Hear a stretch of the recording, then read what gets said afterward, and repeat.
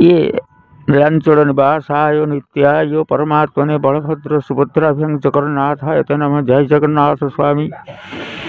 जगन्नाथ महाप्रभु ओडिशा प्रसिद्ध एवं ओडिशार बड़ ठाकुर तांकर अणुकोण सब देवादेवी मैंने अच्छा ये जो बारभुजी देवता अच्छा जो जगार आम बसीचु यहाँ हूँ देवभूमि। यार चतुर्पार्श्व ये गुप्त गंगा अच्छी, राधाकुंड, श्यामकुंड, आकाशी गंगा, ये बहुत साधु सिद्ध एवं अमुआ देवल अच्छी। भर देवता आमर साधु मैंने भी रही यही जगार प्रत्यह देवता मैंने आसती और बारभुजी आह्वान ये से मिलन हुए।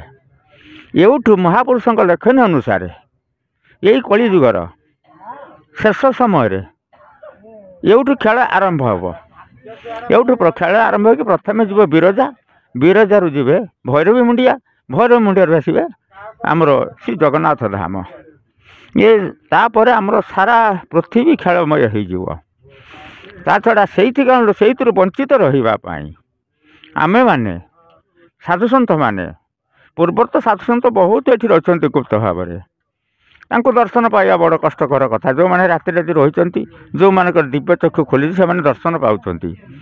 ता छड़ा आमर गोटे कारण हूँ आम यही जगार जो यज्ञ करुचु देवता मान पाखक यार बाष्प आकार जो जाऊँगी जिनसटी से देवता मान पाक जाऊँगी। या द्वारा सारा पृथ्वीर गोटे धर्मर लहरी खेलुची एवं यही आज नुहे एटा पूर्वर थिला आज भी अच्छी क्रमश बढ़ी बढ़ी चली कमु ना किंतु बढ़ी बढ़ी चली।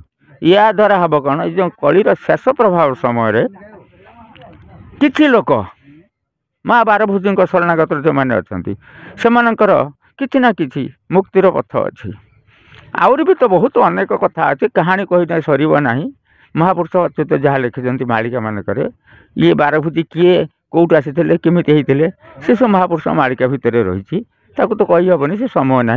जहा हूँ मु शेष अनुरोध गोटे करुँच समस्त हाथ जोड़ी विनम्र भाव में कहूँ समस्ते एबे दिन ठारू आज दिन ठारू टिके निजको चिन्हतु निजे किए कौटू आसती कौटिकी जीवे गला बेले कौन नहीं जीवे। तेणु धर्म कौटी अच्छी धर्म क्या कह से धर्मर अवलंबन करतु कले आपण मानक कली प्रभाव निश्चित भाव में निस्तार पाइबे। जहा हूँ मुझे कही मो बाणी की विराम देली। नमो भगवते वासुदेवाय, नमो भगवते वासुदेव। जय माँ बिरजा, जय माँ बिरजा, जय माँ बिरजा।